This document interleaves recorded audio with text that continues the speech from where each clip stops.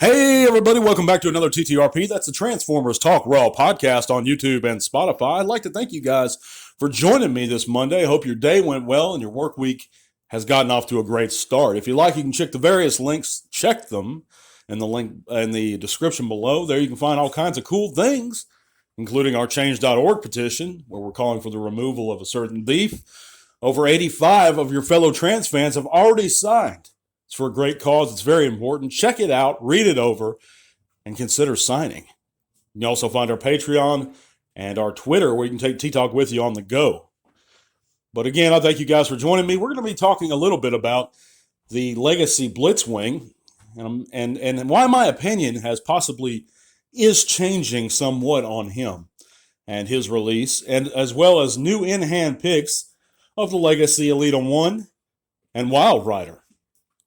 And some of their various angles and transformations and things like that.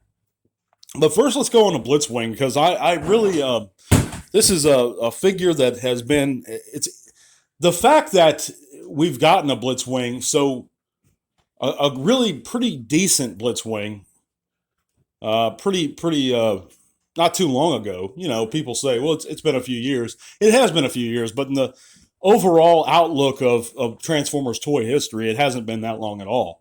And the Titans Return Blitz Wing was really solid, and I thought faithful to the G1 to a large degree.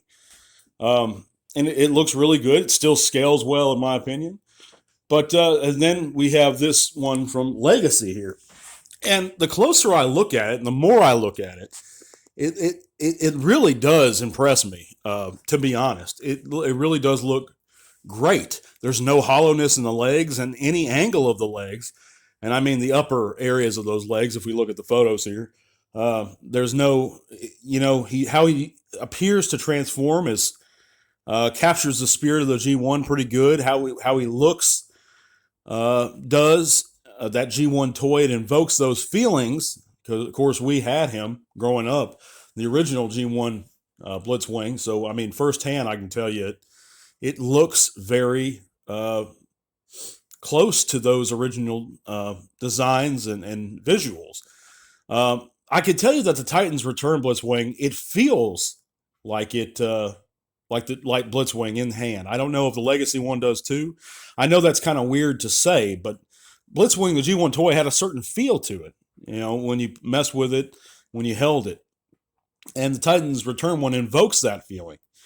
Of course, the transformations are much more complex nowadays. The details are much, better, but you want something that captures both the spirit of the animation and the toy at the same time, and that's hard to do because sometimes there's such a big difference between the two. But I think that the Titans Return one did that to a large degree. Now, but the Legacy one here, it looks fantastic. It looks very faithful to the G1 animation, even more so than the toy. But it does, to me, is faithful to the toy also, but especially in robot mode. I mean, it's spot on with the animation, in my opinion. But it really does look great. The problem I have with it, again, is that it wasn't really needed. And they're using these big, goofy-looking energy fist accessories to kind of inflate that price, or to justify that price he's going to be going for. And I don't think that's warranted. I mean, you could safely make him based on his size. I mean, I know that they're doing his size robots in the leader class nowadays, but to me, it's just an excuse to kind of jack up his price or justify that high price tag when you're including these kind of silly looking accessories. I know that's the thing that Legacy's going for, these translucent weapons and accessories. I just don't get it, why he has these giant, clear, translucent fists. But maybe somebody in the comments can explain that to me. I don't know. But those are my issues with it, that it wasn't a needed update. It wasn't a needed release, because we have a very solid Blitz Wing as it is. Can it be improved on? Yes, and I'm sure that this is an improvement. But is it a needed improvement when we have so many characters that haven't had an opportunity to shine yet, just in G1 alone? But when you're talking about Legacy, when you're trying to incorporate all the Transformers shows and series and media into one line and paying honor to them, why you're leaving out so much, and it's seriously too much to even begin to compile a list, because there are characters that haven't gotten toy versions in decades, and there are characters who have never gotten toy representations that still need to be represented for us. And I don't think Blitz Wing was needed, and that's one of my reasons for it. But as far as the toy goes, it does look fantastic. I'm not going to knock anyone who decides to get it. I just don't want them to knock me for deciding to pass on, if I do pass on it, because we do have a very solid version of Blitz Wing. But moving on, we have these images of Wild Rider, and we have him in mid-transformation. I know one of these images, it looks very messy. And I'm not impressed with some of the kibble on his back and things like that. I think it's a bit of lazy engineering. They could have made it to where it's a lot more streamlined, a lot more incorporated with the main body and arms, all that kibble. But being as it is, he does have a great-looking head sculpt. He does have a great-looking car mode. When he's finished in robot mode, he looks okay. And at that $20 price point, for what they're trying to accomplish, it's fine. It works. I'm pleased that Wild Rider is actually being released in the main line and not being an exclusive, as he was during Combiner Wars. He was very hard to find. So that's cool. It's good to have that old Decepticon terrorist back with us. But but moving on, Alita 1. Now, this is another one. I'm going to go back to my point I made on Blitz Wing here. That we had in my opinion, a very good representation of her, being that remold of that the Kingdom RC toy, or the Earthrise RC toy. And she was a heavy, extensive retool and repaint. She had new head, new chest, new arms, I believe. A lot of the parts were new. And it was very nice. To me, it was the best use of that mold so far. Even more than the Medic, more than RC herself. It was just a great looking figure. The alt mode left something to be desired.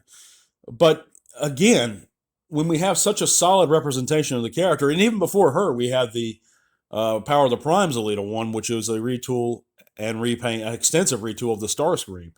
That it wasn't terrible. It wasn't great, but it wasn't terrible.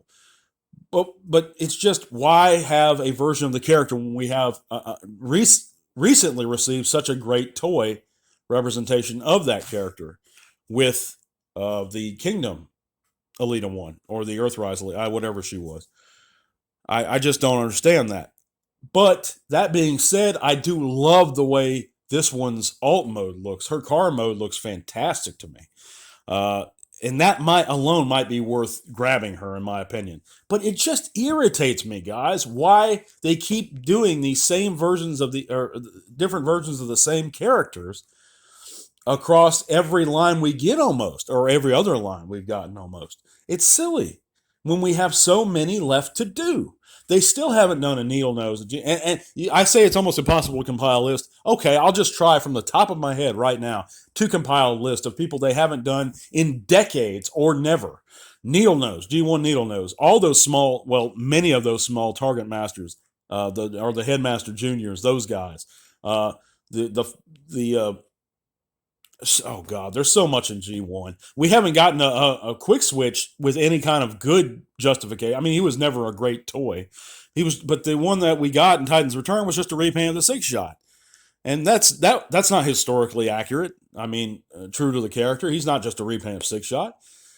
He was his own mold, his own tooling, and Hasbro never reused it. I mean, so to me, that would make more sense. Instead of the Blitz Wing, give us a quick switch. You could do the monster bots. I mean, just there's so many, the Pretender monster bots, or the Monstructor, and so. Some of those Pretenders, the smaller Pretenders, we haven't gotten. And even if you don't want to do them Pretenders, just give us Voyagers of the outer shells that transform. A larger version, if you like, of those core class, or those Legends class guys, the core class they call them now. And I can go. That's just in G1. But then you're talking about animated, which they haven't touched on at all so far in Legacy, I don't believe. You're talking about Beast Wars, Beast Machines, all these other Prime, car robots, which they are touching on, because we know that we've been given a recolor of the Laser Optimus Prime into RID Scourge or the Japanese version. Car Robots something. I forget his name over there. But there's just so many they could do. And that's what irritates me. And that's my point. And I think you guys understand my point now. You don't have to agree with it. But yeah, I thank you guys for listening. I just want to share some of these picks and my thoughts on them. Hope you guys are doing great. Thank you so much again. We're making our big push towards 1,000 subscribers. So if you haven't subscribed yet and you are considering it, hit that subscribe button and be sure to hit that thumbs up if you like what you hear. God bless you guys. I'll see you again later on in the week. Tell LR1. This podcast is made possible in part thanks to the amazing support of our patrons.